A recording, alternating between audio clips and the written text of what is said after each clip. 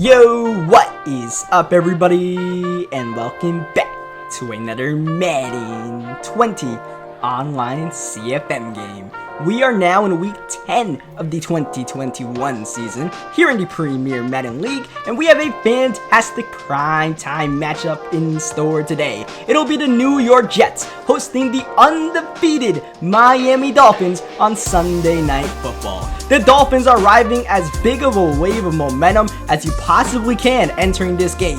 Boston Scott bursting against the Carolina Panthers for over 150 yards, thus earning superstar abilities. Caden Stearns once again being named the reigning AFC Defensive Player of the Week for what was perhaps the finest performance of his already record-setting rookie campaign. The 7th overall pick out of Texas, getting 3 interceptions, 11 tackles, and a forced fumble against those Panthers.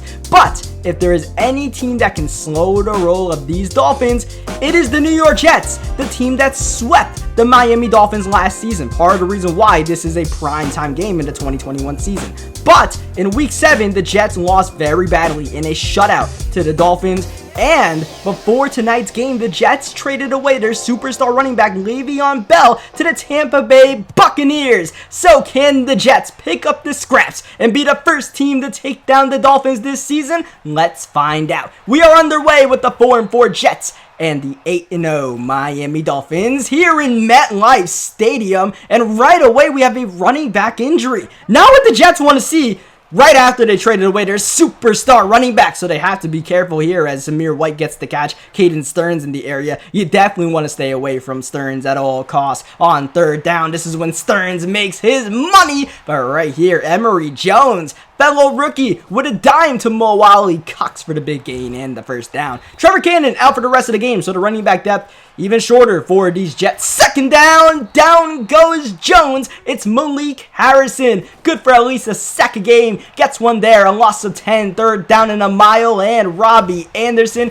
gets about half the yardage back, but nowhere close to moving the chains. So the Jets punt the ball on their opening drive, looking to pin the Dolphins deep in their own territory, but it's going to be a touchback. Today the goal is the same goal we entered our last game against the New York Jets with. Let's figure out how to score against this Jets defense. We didn't exactly do that last time. We were just forcing turnovers on the defensive end every single time and kind of won the game without really trying. So can Khalil Tate dial it up today? So far, so good. That's a big gain to DeAndre Hopkins, who has caught 3 passes in a row on the last 3 plays. In fact, the only man Tate has thrown to so far until now. Your touchdown has been granted. For the first time since the opening game of the season against the Atlanta Falcons, Jakeem Grant finds the end zone. It's been a mostly subpar season for Grant, who has been the superstar of this Dolphins offense for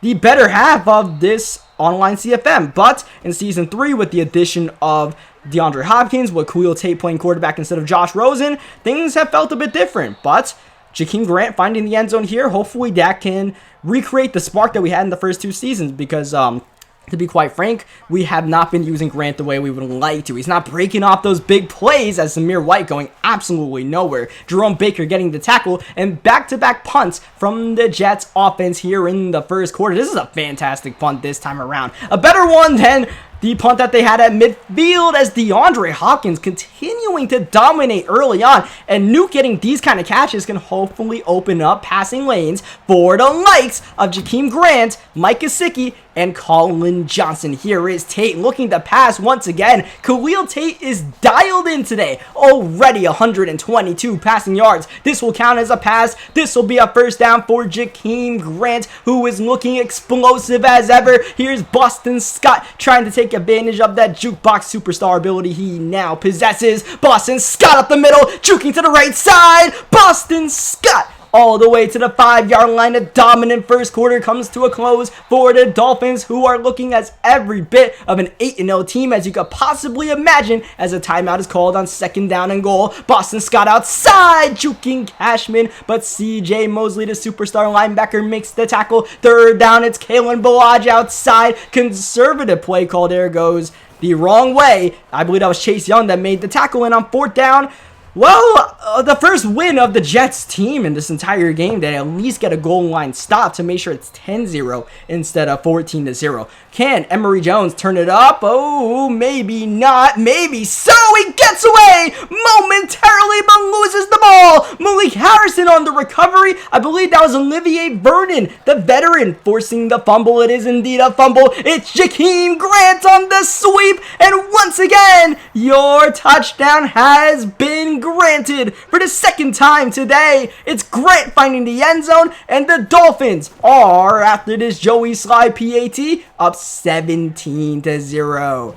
This is looking similar to the first game as far as the scoreboard, but the way we're scoring these points totally different. In our previous game against the Jets, it was all defense. Right now, it's all about DeAndre Hopkins, Jakeem Grant, and Khalil Tate doing their thing, but at the same time, this defense is playing very well. Ball out again, this time recovered by Winters, but nonetheless, it'll be third down and forever for Emory Jones. Here comes the blitz. It's picked up for now. Just getting the pass in there. No, it's not even complete. It's dropped. Not really mattering at the end of the day. It's still going to be a punt at the end here midway in the second quarter. Here comes the explosive Miami Dolphins. Wait, special teams before that explosive offense takes the field. This is perhaps the finest offensive game being put together so far by especially the passing attack of the Miami Dolphins. The Saints game was a great game, but especially against the caliber opponent, I'd say this one is a notch above. But on 2nd down and 6, despite avoiding the sack, all we can do is throw the ball away. 3rd down and 6, here is Tate, only 3 on a route. That'll give him the time to go downfield, and it's caught! Touchdown! Hopkins! Miami is absolutely blowing the Jets out of their own building. MetLife is stunned as the rivals go up 24-0. Tate putting that ball absolutely on the money. And that has been a story of the first half of this season. Khalil Tate and DeAndre Hopkins not connecting on open passes downfield. So to see that play working as tight of traffic as it was, beautiful. Absolutely beautiful as Tylan Wallace on the sweep. He's going nowhere. The Jets have to be stunned that they are back in this position. Down so much, so quickly. All you can do is just plug away, get first downs, and slowly but surely work your way back into this game. 10-minute quarters in these CFMs. A lot of time to reverse the trend. But you gotta be careful of number 27. You gotta watch out for Caden Stearns at all times. 3rd down and inches. Here is Gus Edwards. He gets the first down, but he pays the price of a monster hit from the explosive rookie. There is Robbie Anderson down the seams, and for the first time today, the Jets are in the red zone and moving downfield even more after that catch. 2nd down and 1. Oh no, the drive is over, and it's because of Caden Stearns hitting them with the shoot as Boston Scott right out of the 2-minute warning, getting the ball at their own 7-yard line. Is this Dolphins offense with DeAndre Hopkins lit up with Boston Scott feeling himself. Probably should have went out of bounds there instead of juking inside to stop that clock. Now under a minute to go in the first half. Still running the ball is the Miami Dolphins offense, and running the ball successfully. Miami Dolphins offense. That'll be the second timeout called. Here is a screen pass set up for Boston Scott. Gonna make sure he gets out of bounds this time, and we are moving this ball very beautifully right now, at least near field goal range. Tate looking for Hopkins with that double me, but unfortunately ball overthrown, and really the first mistake so far by Khalil Tate as we rolled the pocket, and down goes Tate. Not really liking his options. Quinnen Williams gets the sack. 3rd down and 20. The protection has been great so far today, but that pass is going to be intercepted by Ken Crawley. Looking for Jakeem Grant, and up comes the cornerback, nearly making the first explosive play for the Jets today. That would have been a great move for them to get into field goal range as they take a shot to the end zone. And the final play of the first half almost ended up being a deflection for a touchdown there. We definitely could have intercepted that with Xavier Howard. Did not. I swatted it thinking, we were going to get into a 2-man catching animation. Nonetheless, we still have the shutout. We still have not allowed a point to the Jets so far in the 2021 season in 1.5 games as Boston Scott underneath. Decent gain here. 3rd down and 4. We definitely don't want to go 3 and out. We want to keep the momentum going, and that we do. Mike Gesicki down the middle. Tate nearly 250 passing yards already. This will add to the stats thanks to the sweep of Jakeem Grant. So I think we definitely can establish that this has been the best game for Jakeem Grant this season. 3rd down and 3. Here comes a 4-man rush. Here's Tate with the time. And Tate finding yet again Jakeem Grant. It's not just the jet sweeps that are working. It's a lot more than that right now. It's Boston Scott up the middle. He's got a first. And he's got a touchdown. Bouncing off of Jamal Adams, of all players, is the little man Scott, who could go all the way and give the Dolphins a 31-0 lead. Oh man, this game had a lot of excitement, a lot of pre-game hype and build-up. The Jets legitimately had a chance to be the first team to hand the Dolphins a loss this season, and for the Miami Dolphins, you know, this is definitely a far cry from Season 1 when we were trying to hang on in games. Season 2, when, you know, we would scrap and keep every game close, we definitely had a chance to win every game. But we weren't exactly the favorite as far as, you know, team. Now Season 3, the way this Dolphins team is built, you know, it's not like a top 5 roster, but the way we're putting this thing together as Brashad Perriman risking it all, the Shredder returned his punt, and why not, because he's feeling himself. You know, you go into every game thinking that these Dolphins are going to be top, not just scheme-wise, but team-wise, and that puts together the effort that we're putting in today and so far this entire season. 3rd down and 6. At this point, you know, milk and cookies time. Just chew that clock, try to get some first downs. Not happening on Chase Young's watch as per usual as we punt the ball with Hawk, and it's going to stay in bounds here for Rigor to try to return it for the Jets. At this point, you just try to build. You just try to build the notebook up at this point,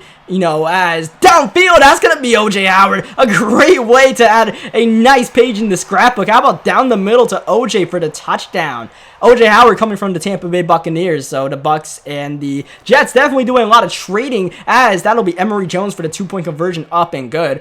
At the same time, though, I say, you know, notebook time and milk and cookies. Let's hold on a second. Let's chill. Let's make sure that we don't blow a 31-point lead, because that was a 1-play touchdown, and that's really the only thing you cannot give up in the position that we are in. You don't want to, you know, give up 1-play touchdowns and go 3 and out. Here we are in a position to go 3 and out, so we definitely got to be careful. That's a bluff of a blitz, and down the middle once again, Khalil Tate, laser accuracy today. Boston Scott nearly bursting that one for a major gain. Nonetheless, Scott nearly having 100 yards on the ground once again, getting a couple more on that carry, borderline field goal range. 3rd down and 3 late in the 3rd quarter. Play action, Khalil Tate, he's looking for Hopkins, but that's Jamal Adams sticking to him like glue and getting the interception. The second INT from Tate today, so that's a bit of a minus, but I mean, the way we're slinging the rock, can't even complain. I thought DeAndre Hopkins would be able to beat his man on the route, since he is DeAndre Hopkins, but shout out to Jamal Adams. He just made a great play on the ball. So